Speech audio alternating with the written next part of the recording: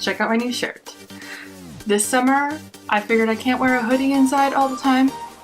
This room that is my office is freezing cold, but in the summer, comes the opposite. I live in a 2-story house, and it can get like, okay, it doesn't get that hot in northern British Columbia, but when you're used to very cold temperatures, as soon as it hits 30 degrees or 75 degrees, 25 degrees Celsius, the world breaks down a little bit for us northerners who just can't cope with the heat.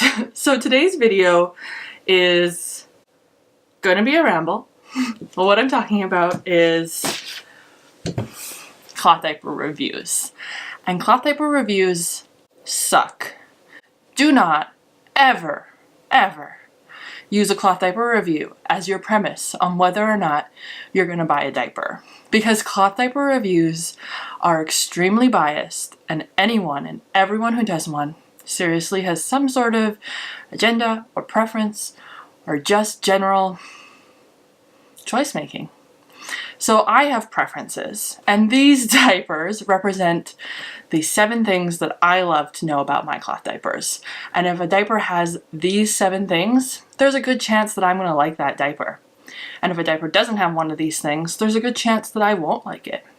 Because that's one of the truths about cloth diapering, is we all have our preferences, and some people prefer certain things and other people prefer other things. And that's why there's variety and why there's so many different diapers out there. I get a lot of pushback when I post a less than ideal review about a product, whether it is a cheapie or a non-cheapie. And a lot of the times that pushback is because there are people who love that diaper. And that's really the message that you should see and you should know, is that every cloth diaper out there has a fan group. If it didn't have a fan group, it probably still wouldn't exist today, would it?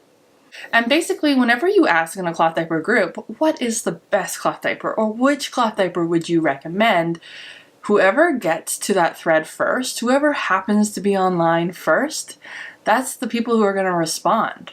And Facebook is going to show that thread to other people who also behave similarly. So popularity about a diaper is less about its online presence and more about, I don't know, just because they have hardcore fans online who happen to be online all the time doesn't mean it's going to be the best diaper for you.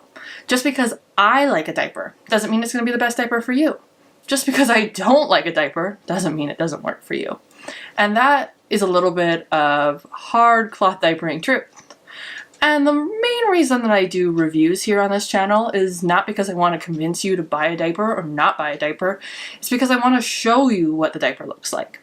And a lot of times when you're on a retailer group, say Lagoon Baby or Nicky's, and you're taking a look at the diapers, sometimes it can be hard to understand what it looks like or feels like through a simple picture. And so that's why video reviews are good. They're good not because you get to hear the opinion of the person reviewing it. Give my opinion is garbage. My opinion is worth something because I have tested a lot of other diapers, and I do have a wide knowledge of diapering experience, both from my involvement online to know that these diapers work for people, and because I have literally trialed over 45 diapers, 50 to 70 brands. But my reviews don't have any merit on your personal lifestyle and preference. My reviews can give you a snapshot about how or why a diaper might work, or why or how it might not work. And so when you're going out there to make your decision about buying a diaper, my biggest piece of advice is always pick the prettiest cloth diaper. And what I mean by pretty is I don't necessarily mean classic pretty. You don't have to pick this kind of pretty. Pick pretty, whatever pretty means to you.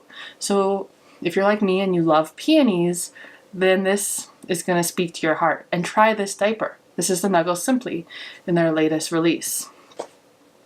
Maybe you're more of a nerdy person and you like Star Wars or other fandoms that I can't name because I'm not. Then check out a brand like Nerdy Mama's Diapers, because these diapers might speak to your soul and might be a reason why you want to put that diaper on in the morning. Or maybe you're into classic prints. Isn't this dinosaur print really cute? There's a lot of work-at-home moms and small shop seamstresses who make some pretty awesome dinosaur prints out there. So maybe this speaks to you, and this is something you should try. Or maybe you're into outdoors. Brands like Mother Ease and Thirsties do a great job of creating some really classic, these two brands do a great job of creating some really classic outdoor prints. And they've had a lot of different series. So pick something that really speaks to you in your preferences, likes, and in the sense that it's pretty, and start there. That's honestly my best advice, because a lot of the diapers that I don't like, I know work for people. And so pick the pretty diapers, because I am way more likely to put a diaper on my child that I think is pretty. It really is something that encourages me on, and I know it's super superficial, but sometimes that is the answer. If you checked out Lydia Leslie's channel, I'll link it down below. She talked about her consumerism of cloth diapers and how that was really challenging. So maybe that's not the answer for you, and instead you do need to look at other facts to purchase a diaper. But when I'm talking about looking at other facts and purchasing a diaper, to me that means choosing a diaper that fits a story that you resonate with. And maybe that means choosing a diaper that is low cost, choosing a diaper that is eco-friendly or not eco-friendly, or fits big. And so yeah, those other things come in. But if you are just shopping, you don't have any preferences, and you're just building your stash, start with something pretty.